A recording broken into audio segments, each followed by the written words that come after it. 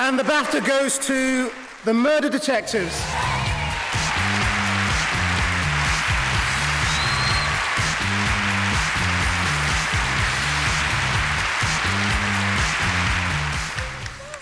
Wow, God, my heart's beating out my chest.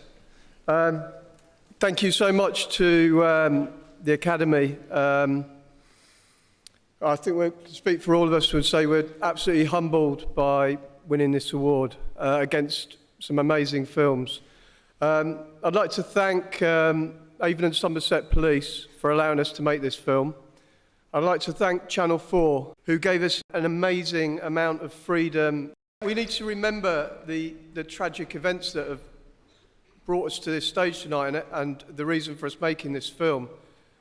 And that's the 19-year-old boy, Nicholas Robinson, who was stabbed to death and murdered 2 years ago in Bristol. I'd like to pay tribute to his father, Carlos, his fiancée, Shannon, and his mother. This is... She's shown nothing but bravery, stoicism, and incredible dignity in the face of what is an awful tragedy. This award is for Nicholas Robinson. Thank you very much. The Murder Detectives, you've picked up the BAFTA. What does that mean to you? So amazing. Really, really amazing. For the loss of my son. And I know this is the last bit.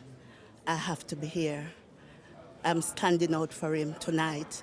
I know it would win because so many people voted for this documentary. It was heartbreaking, and I'm happy I'm here. And rightfully so, because it's a fantastic piece of work. Yes, definitely. I thank all the police for the clean jobs because they've done it so well, which I did appreciate it. Do you feel like there's some sort of justice, I suppose, in this recognition? Do you feel like... I'm happy with the justice I got. Honestly, I'm really happy. And in terms of involving the Bristol Police Department, how did that come about? How was the sort of seed sown, if you like? Yeah, the seed was sown after a lot of discussion to try and do some telly that was very, very different and bold. And innovative, but at the heart of it lie a tragedy. And what the Murder Detectives tried to do was to tell a story very, very differently, and to make it perhaps with some takeaway and takeout, to actually try and stop any future murders. If there was ever a message of this series, if one life has been saved as a consequence of the series that we've just produced and Dave has made, then we've achieved something. And Dave, the decision to make it as a drama rather than a documentary, where did that come from? I think primarily what it was is that we're fighting for people's time and against lots of different platforms at the moment, and particularly young people. And I think if by making the film with some drama conventions, maybe we'd reach out to the people who we really want to watch it, which is young people, and for them to engage in it and to take something from it at the end of the film as well.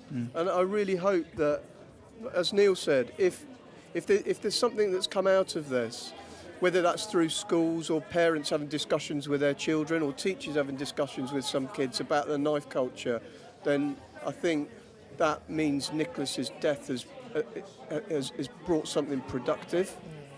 And I suppose just finishing with yourself, Angela, how would you like the legacy of this to last? What would you like it to be?